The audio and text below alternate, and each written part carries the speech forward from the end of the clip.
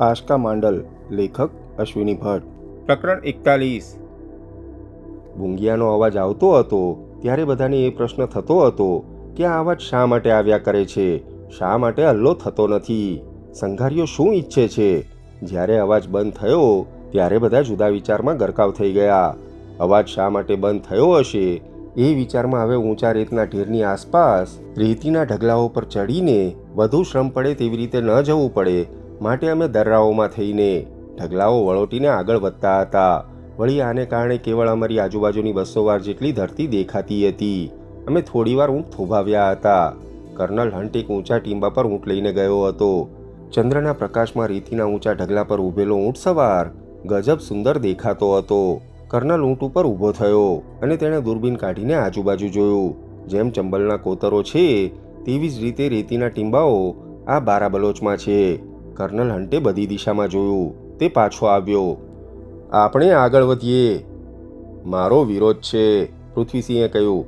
આગળ વધવાનું આપણે તાપ થયા પછી રાખીએ. સવારના 3:30 થયા હતા. તાપ થતાં 10 વાગે. એટલો સમય બરબાદ કરવા કર્નલ તૈયાર ન હતો. પૃથ્વીસિંહ બરાબર કહે છે કર્નલ, મેં કહ્યું. મને હજુ આશ્ચર્ય થતું હતું કે છેલ્લા કેટલાય કલાકથી અમારી આગળ પાછળ વાગતા એ ઢોલનો અવાજ શાથી બંધ પડ્યો હશે. આપણે ઊંચી ગિરદ પર કેમ્પ કરીએ. પણ શા માટે? કર્નલ બોલ્યો. જેટલા જલ્દી એ સંઘારીઓથી આપણે દૂર જઈએ તેટલું આપણા લાભમાં છે. એ લોકો આપણી પાછળ ઝાઝે અંતરે આવી નહીં શકે. કર્નલની વાત એક રીતે સાચી હતી. જેટલો પુરવઠો અમારી પાસે હતો એટલો ભાગ્યે જ તેમની પાસે હોય. કર્નલ, સંઘારીની જાતનો તમને અનુભવ નથી, પૃથ્વીએ કહ્યું. એક એક સંઘારી શિકારી કૂતરા જેવો જ હોય છે. પણ પૃથ્વીસિંહની કોઈ દલીલ ચાલી નહીં. જસવંત, પૂરણ, સાર્જન્ટ બોક્સ બધા જે મતના હતા. આખરે પ્રવાસ જારી રાખવાનું નક્કી થયું. બરાબર 5 મિનિટ પછી 4 તોતિંગ ગિરદના ટીંબાઓની વચ્ચેથી અમે પસાર થતા હતા. ત્યાં જ ભયાનક જોરથી ફરીવાર મૂંગિયા ગાજી ઉઠ્યા. કર્નલે એ સાંકડી જગ્યામાંથી ભાગવાનો હુકમ આપ્યો અને એ સાથે જ અમારા કાફલાના ઊંટ ભારે ગતિએ દોડ્યા. મારા ઊંટને દોડાવીને મેં આશકા અને શ્રીદેવીની બાજુમાં ગોઠવ્યું હતું. હજુ તો માંડ 100-200 કદમ અમે ગયા હોઈશું ત્યાં ભયાનક કિકિયારીઓ સંભળાઈ. ઢોલ તો અમને ક્યારના સંભળાતા હતા. પણ પહેલી વાર અમે સંઘારીઓને જોયા. એ લોકો ખૂબ જ નજીક હતા. દર્રા છોડીને અમારા ઊંટ અમારે રેતીના ઢગલા પર ચડાવવા પડ્યા. તે સાથે જ લગભગ 500 વાર છેટેથી એક બીજી નાનકડી ટુકડી દક્ષિણ પશ્ચિમમાંથી એટલે કે અમારી ડાબી બાજુએથી ઉતરી આવી. ડોન્ટ ઓપન ફાયર, કર્નલે બૂમ પાડી. એ વાજબી હુકમ હતો. અત્યારે જો અમે ફાયર ઓપન કરીએ તો અમારું મોત બોલી જાય તેમ હતું. ગોળીઓ છોડે તોય કોઈ બચવાના ન હતા. પણ જ્યાં સુધી એ લોકો ફાયર ઓપન ન કરે ત્યાં સુધી અમે કેવળ સાયકોલોજીકલ પ્રતિકાર કરી શકતા હતા. કેવેલરીના ધીંગાણાનો એક નિયમ છે કે ચાર્જ જ્યાં સુધી એકદમ નજીક ન આવે ત્યાં સુધી વળતો હલ્લો નહીં કરવો જોઈએ. જો કે અત્યારની પરિસ્થિતિમાં કોઈ ચાર્જ અમારા પર થઈ રહ્યો હોય તેવું ન હતું. હવે અમને સંઘારીઓના ઊંટ બરાબર દેખાતા હતા. પણ અમારે જે ભૂલ ન કરવી જોઈએ તે ભૂલ સંઘારી દેહાતીઓએ અમારી પાસે કરાવી હતી. ત્રણેય તરફથી દર્રાઓમાં સંઘારીઓ આવી રહ્યા હતા. અમારા મોં સામેની દિશા એટલે કે કેવળ પશ્ચિમમાં અમારે માટે મોકળો માર્ગ હતો. પણ એ બાજુએ દોડવામાં અમારે રેતીના ટીંબાઓ ઉપર ઊંટને દોડાવવા પડે. પરિણામે ઊંટ પર ભારે શ્રમ પડે અને ગતિ ઓછી થઈ જાય. ડોન્ટ રન, નહીં, ઊભા રહો, પૃથ્વીસિંહ બરાડા પાડતો રહ્યો. પણ કોઈ સાંભળવા તૈયાર ન હતું. પાગલ અસવારોની માફક બધાએ પોતાના ઊંટ જેટલા ઝડપથી દોડાવાય તેટલા ઝડપથી દોડાવ્યા હતા. સંઘારીઓની સંખ્યા ઘણી મોટી હતી. ત્રણેય બાજુથી 25થી 30 ઊંટ સવારો દોડી રહ્યા હતા. ધીંગાણું ટાળવા માટે અમારે ન છૂટકે દોડવું પડતું હતું. સંઘારીઓના બુંગિયા જેટલા ભયાનક રીતે વાગતા હતા તેથી એ વધુ ભયાનક ચીચિયારીઓ સાથે તે લોકો ઊંટ દોડાવતા હતા. Don't part, come in formation, colonel બૂમો પાડતો હતો. ખેબર ઘાટની લડાઈમાં કર્નલ હન્ટે ચંદ્રકો મેળવ્યા હતા. તે સામાન્ય માણસ ન હતો. હાફ હાફ કરતા સાંઢિયાઓ સામેના ઢેરને મથાળે પહોંચ્યા. એ પછી ઢોળાવ શરૂ થતો હતો. જેટલી વારમાં એ રેતીના ડુંગર પર અમારા જાનવરો પહોંચ્યા તેટલી જ વારમાં ઢગલાની બંને બાજુની દર્રાઓમાંથી સંઘારીઓ અમારા માર્ગમાં જ આડા આવ્યા. અમારે એકાએક દિશા બદલવી પડી. સીધા દોડે રાખો, પૃથ્વીએ બૂમ પાડી. પણ કોઈ તેને સાંભળવા તૈયાર ન હતું. પોણા ભાગના લોકોએ ઊંટ ડાબી તરફના ઢોળાવ તરફ વાળ્યા. અડધા ઢોળાવ પર ભયાનક ઝડપથી દોડતા ઊંટો નીચેની દર્રા પર આવતા હતા. ત્યાં જ પૂર્વમાંથી એટલે કે અમારી જ દિશામાંથી આવતી ટુકડીની પાછળ 10-12 સંઘારી સવારો આવી પહોંચ્યા. હવે કોઈ આરો ન હતો. ફરીથી ઢોળા ઉપરથી જડતી ટુકડી પશ્ચિમ બાજુ વળી અને ઊંટને વધુ જોરથી દોડવા માટે સોટીઓ ફટકારી. જાણે આવું જ બનવાની રાહ જોતા હોય તેમ અમારી સામે દેખાતા સંઘારીઓએ અમારી સામે આવીને ધીંગાણું કરવાને બદલે અમારી જ દિશામાં અમારી જ આગળ ભાગવા માંડ્યું. પણ અમારા બંને પડખામાંથી આવતા સંઘારીઓએ અમારી નજીક આવવા માંડ્યું હતું. ઓપન ફાયર, કર્નલ હન્ટે કહ્યું. નો, ડોન્ટ, નહીં, ડોન્ટ ઓપન, પૃથ્વીસિંહે બૂમ પાડી. પણ અડધા માણસોએ સાંભળી નહીં. સૌ પ્રથમ જસવંતના આદમીઓએ ફાયર કર્યો. તે સાથે જ સંઘારીઓની આગળ દોડતી ટુકડી અટકી. હવે એ લોકો તદ્દન નીચે હતા અને અમારા ઊંટ ઢોળા ઉપરથી રેતીમાં ખૂંપતા નીચાણ તરફ દોડી રહ્યા હતા. ફાયરનો પ્રથમ રાઉન્ડ થતાં જ આગળ દોડતા સંઘારીઓમાંથી 2 પડ્યા. પણ તે જ વખતે અમારી ઉત્તર દક્ષિણ પડખેથી ગોળીઓ ધણધણી ઉઠી. પૂરણ ઉથલીને પડ્યો. જસવંતના 2 માણસોની ખોપડીઓમાં ગોળી વાગી અને નાળિયેરની કાચલીઓની માફક તેના માથા ઉડ્યા. આશકાએ પૂરણને પડતો જોયો. તે સાથે જ ઊંટને અટકાવ્યું. ભયાનક જોરથી રાશ ખેંચવાને લીધે ઊંટના નાકમાં નાથેલી મોઈ નસકોરામાં ખૂતી. ડોક મરડીને ઊંટ નીચે પટકાયું. તે સાથે જ આશકા અને શ્રીદેવી ઉછળ્યા.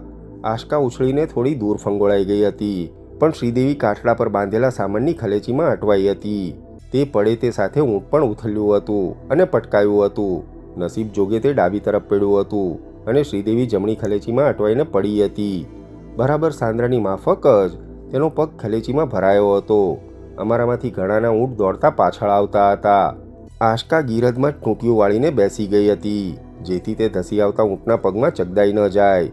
શ્રીદેવી બેઠી થઈ શકે તે પહેલાં જ તેનું ઊંટ જોરથી બેઠું થયું હતું અને દોડ્યું હતું. ભયાનક રીતે શ્રીદેવી લબડી પડી હતી. તેનો પગ ખલેચીમાંથી નીકળતો ન હતો. હું દુવિધામાં મુકાયો હતો, કારણ મને એમ થયું હતું કે બેમાંથી કોઈને ગોળી વાગી હતી. તે વખતે મને ખ્યાલ ન હતો કે પૂરણને કારણે આશકાએ ઊંટ રોક્યો હતો. શું કરવું તે વિચારું તે પહેલાં જ ચંદર ઝાલોટ શ્રીદેવીને લઈને ભાગતા ઊંટની પડખે ચડ્યો હતો અને આંખના પલકારામાં પોતાના ઊંટ પરથી કૂદીને તે ઊંટના ગળા પર વળગી પડ્યો હતો. ઊંટ નીચે પડ્યું હતું. ચંદરે તેનું ગળું રેતી સોતું દબાવી રાખ્યું. તે જ પળે હું પણ ત્યાં પહોંચ્યો હતો. આશકાને સંભાળ, ચંદર ઝાલોટના ગળામાંથી અવાજ ફૂટ્યો હતો. કદાચ તેણે મને ઓળખ્યો નહીં હોય એટલે તુકારો કર્યો હશે. મારું ઊંટ હવે ઊભું રહી ગયું હતું. અડધો ઢોળા વટાવીને મારે પાછા જવાનું હતું, પણ સંઘારીઓ નજીક આવી ગયા હતા. એક પાગલની માફક પીટર ધસી આવ્યો હતો. સ્ટોપ હિમ, સ્ટોપ હિમ, કોઈ પાછળથી બૂમ પાડતું હતું, પણ તે તો બેફામ ગોળીબાર કરતો સંઘારીઓ તરફ દોડ્યો હતો.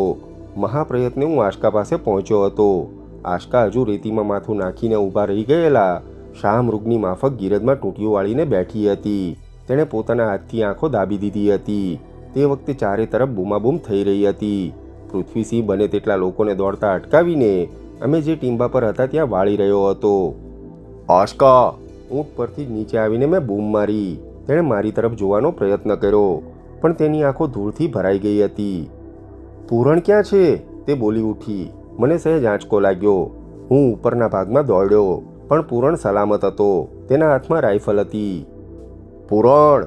મેં બૂમ પાડી. તેણે મારી સામે રાઇફલ ધરી. મારા હૃદયના ધબકારા બંધ થઈ ગયા. હું તદ્દન અવાચક થઈને ઊભો રહ્યો. તે સાથે ધડાકો થયો. મારા શરીરમાં ક્યાંક ઝાટકો વાગ્યો અને અંધકાર છવાઈ ગયો. હું જાગ્યો ત્યારે જ મને ખ્યાલ આવ્યો કે હું મારી જિંદગી માટે લડી રહ્યો છું. કેટલી સેકન્ડ કે પછી કેટલા કલાક બેહોશ રહ્યો હોઈશ તેની મને ખબર ન હતી. મને એટલું જ સમજાતું હતું કે મારા ગળા પર ભીંસાતી આંગળીઓ હું દૂર નહીં કરી શકું તો થોડી જ વારમાં ગુંગળાઈ તરફડીને હું મરી જઈશ. મારા કપાળમાં ઘા વાગ્યો હતો. તેમાંથી લોહી દદડીને મારી આંખમાં આવતું હતું. પરિણામે મને કંઈ જ દેખાતું ન હતું. હું પડ્યો ત્યારે પૂરણના હાથમાં મેં તકાયેલી રાઇફલ જોઈ હતી. એ રાઇફલ તેના હાથમાંથી પડી ગઈ હશે. એ નિશાન ચૂકી ગયો હશે. ગમે તેમ હું જીવતો હતો અને મારા આખરી શ્વાસ માટે લડી રહ્યો હતો. બંને હાથે ગળું ભીસતો કોઈ યમદૂત મારા ઉપર પડ્યો હતો. મેં મારા બંને પગની આંટી મારીને તેની કમર સાણસાના ભેગા થતા ફાડિયાની જેમ દબાવી હતી. એક હાથે મેં તેના વાળ પકડ્યા હતા અને બીજો હાથ હડપચી નીચે ગોઠવીને હું જોર આપતો હતો. જમણા હાથથી મારી જમણી બાજુએ તેના વાળ ખેંચીને મેં તેનું ડોકું ઝુકાવ્યું હતું. ડાબા હાથથી તેની હડપચી નીચે જોરથી ભીસીને મેં હાથમાં હતું એટલું જોર અજમાવ્યું હતું. તે મારું ગળું ઘૂંટી નાખવાના પ્રયત્નમાં હતો. અને હું તેની પકડ છોડાવવા મથી રહ્યો હતો. મારો શ્વાસ રૂંધાતો હતો. કપાળમાંથી લોહી નીકળીને આંખમાં આવતું હતું. ડાબા ખભામાં ઝાળ લાગી હોય તેટલી લાય બળતી હતી. હર પળે મને થતું હતું કે મારાથી નહીં ટકાય. પૂરણ અત્યારે આ રીતે જ્યારે સંઘારીઓ સાથે લડાઈ ચાલતી હતી ત્યારે મારા પર હલ્લો કરશે એ મારી કલ્પના બહારનું હતું. મને ખાતરી હતી કે હવે 15 કે 20 સેકન્ડથી વધુ મારું લાંબુ આયુષ્ય નથી. મેં જોર કર્યું. મારા હાથમાં હજારો વાળ ઉખડીને આવ્યા. તેનું ડોકું ખેંચાઈને બોચી તરફ તંગ થઈ ગયું અને એકાએક તેના ગળામાંથી ભયાનક અવાજ નીકળ્યો અને બીજી પળે મોંમાંથી લોહી નીકળ્યું. તેની પકડ ઢીલી થઈ ગઈ અને તેનું શરીર મારા પર સ્થિર થઈ ગયું. મારી આંખે અંધારા આવતા હતા. કોઈએ તેને ખેંચીને મારા શરીર પરથી નીચે પાડ્યો હતો. મારી આંખોમાં આવતા શોણિતના પડદા વચ્ચેથી મેં આશકાને જોઈ. તેના હાથમાં ડી ગેરીસનની રાઇફલનું લોહિયાળ સંગીન હતું. એકાએક હું સ્વસ્થ થઈ ગયો. જાણે મને કશું થયું ન હોય તેમ મેં માથું હલાવ્યું અને હું બેઠો થયો. મારા હાથથી જ મેં મારી આંખો લૂછી. આશકા, હું બોલ્યો. તે મારી પાસે જ ઊભી હતી. લોહિયાળ સંગીન તેણે નીચે નાખ્યું. અમારાથી થોડે દૂર ભયાનક ધડાકાઓ સાથે ગીરદના ગોટ ઉડતા હતા. આશકાએ એકાએક મારું માથું તેની છાતીમાં લીધું અને ગીરદમાં પડી. તેના ગરમ સીનામાં મને અદ્ભુત હૂંફ લાગતી હતી. શું ચાલી રહ્યું છે? સિગાવલ, ઊભા થવાની જરૂર નથી, તે બોલી અને તેણે નજાકતથી મને ગીરદના ઢગલા સાથે દબાવ્યો.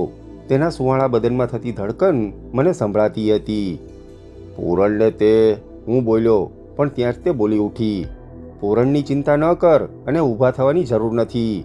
પાગલ પીટર ડાયનેમાઇટની સ્ટિક્સ ગમે ત્યાં ફેંકી રહ્યો છે, તે બોલી. મારું માથું તેણે છાતી સરસું દબાવ્યું હતું એટલે મને રાહત લાગતી હતી. તેનું શર્ટ મારા લોહીથી ખરડાતું હતું.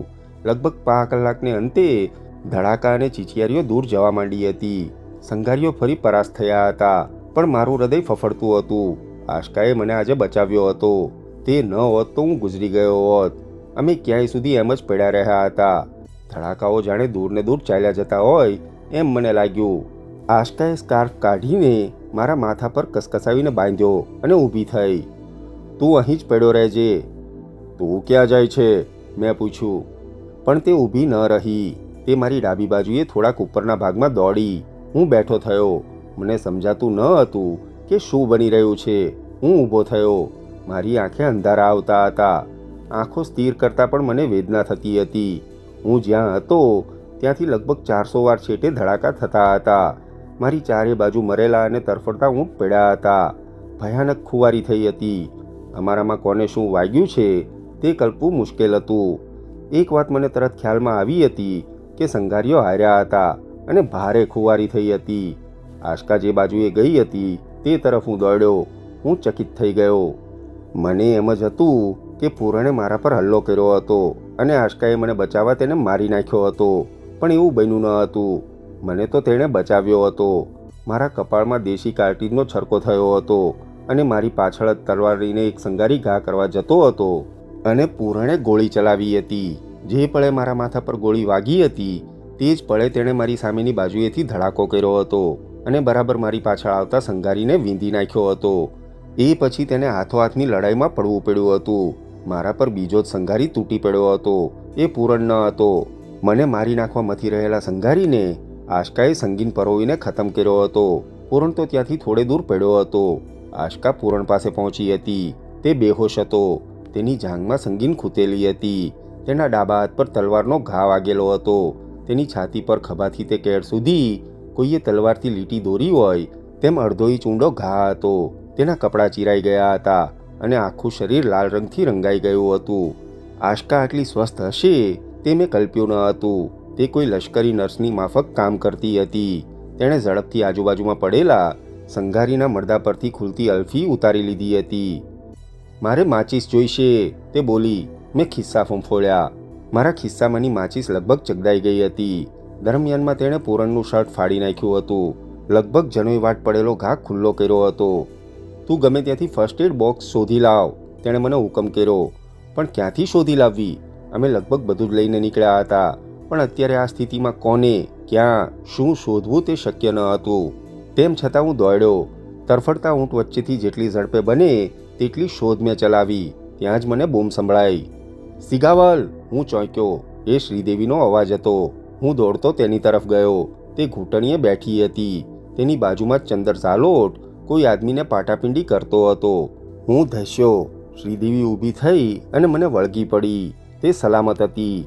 બીજી જ મિનિટે મને ખ્યાલ આવ્યો કે ચંદર પૃથ્વીસિંહની સારવાર કરી રહ્યો હતો. મેં તેની પાસેથી ફર્સ્ટ એડનો સામાન મેળવ્યો અને હું દોડતો આશકા અને પૂરણ પાસે પહોંચ્યો.